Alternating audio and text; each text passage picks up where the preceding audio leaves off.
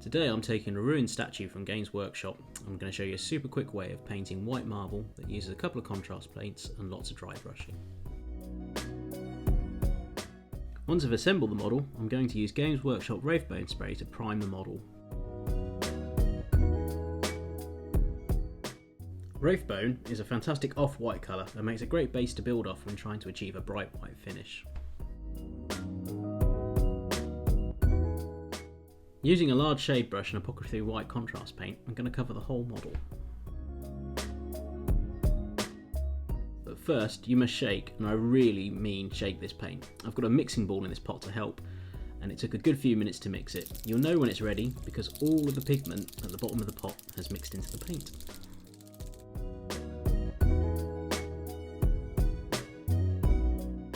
Using the large shade brush saves time, and I always recommend using the largest brush you can with the contrast paint. The goal is to get the model covered in as few passes as possible.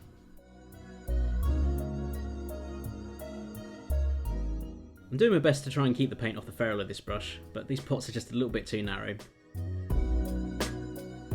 Waiting for the paint to dry is probably the longest part of this method, and it is very important that the contrast paint is completely dry. So I'm going to make a cup of tea.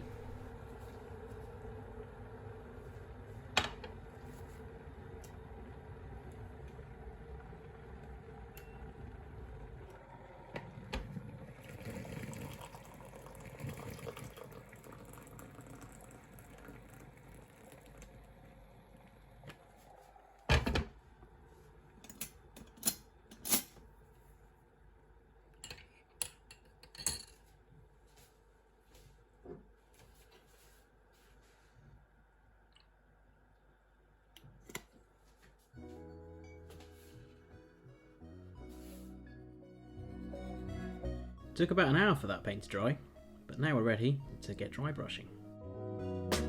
We're going to be using Vallejo, Ivory and White, and an Army Painter Masterclass dry brush.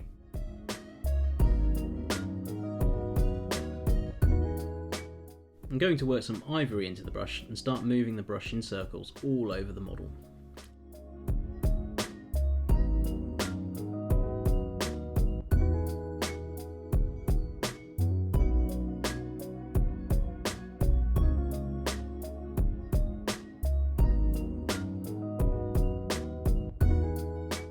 I'm going to add more white onto the brush and keep working this around the model.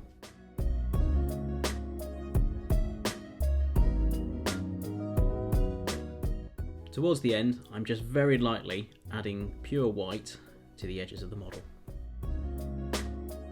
Brilliant, we've got a slightly chalky white with grey undertones, and now it's time to add some veins. We're using Gryph Grey contrast paint here.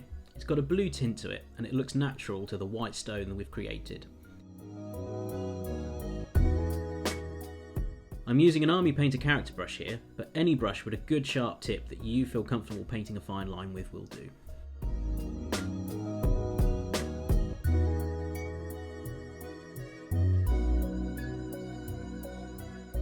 You can look at some marble pictures on the internet if you want for inspiration, but I find you end up just getting frustrated that your marble doesn't look like the marble that you're trying to copy. And anyway, the game is set in space, so you can just claim that it's a different kind of rock on a planet that whoever's judging your work has never seen before.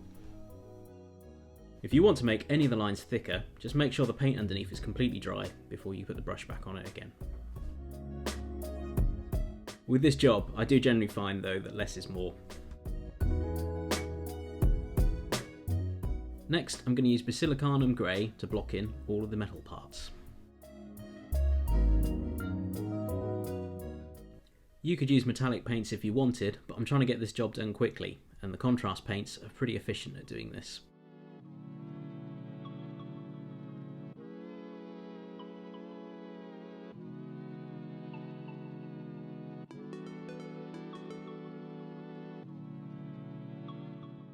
Using a large shade brush, I'm going to apply Agrax Earth Shade to the rubble at the bottom. I'm also going to lightly push some of this paint up where the rubble joins the body of the statue. It only needs to be a little bit though, just to blend it in.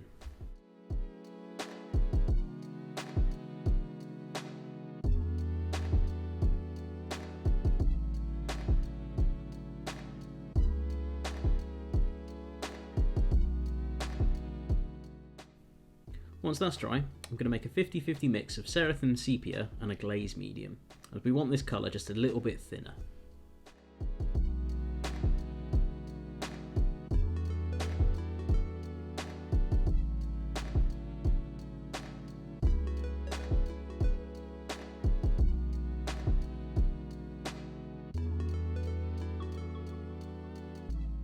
I'm going to apply the paint in all the cracks and the corners where water and dirt would collect.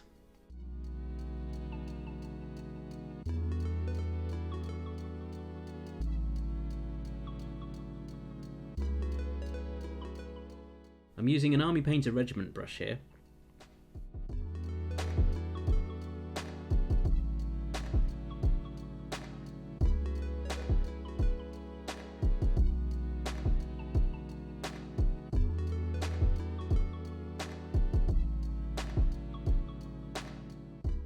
Some parts might want a second coat on flat areas where the dirt would pool.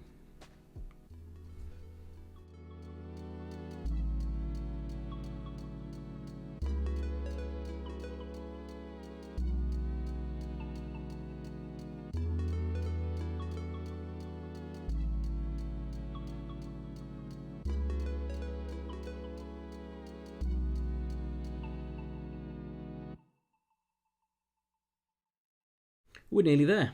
I'm just going to give the model a very final light dry brush with white, just touching on the edges, and it will just help to tie all of the parts in on the model.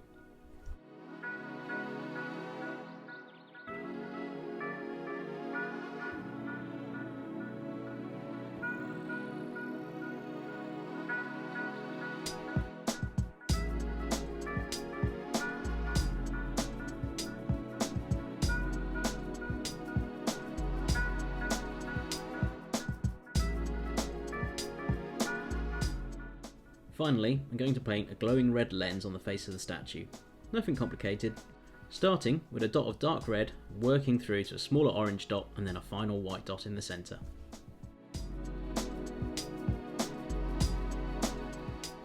And that's it. I've picked out some of the cables on the back of the model just to make the statue a little bit more interesting. Now we have a ruined marble statue that looks ready for the tabletop. I can't explain how the glowing eye is still working, watching over the battlefield long after the statue has fallen, but I'm sure it will be a vital objective in my next game. This method is great if you have a number of statues to paint, or why not try painting a whole building in this impressive marble. Thanks for watching. If you found this guide useful, give it a thumbs up, and if you want to see what else I get up to, press the subscribe button.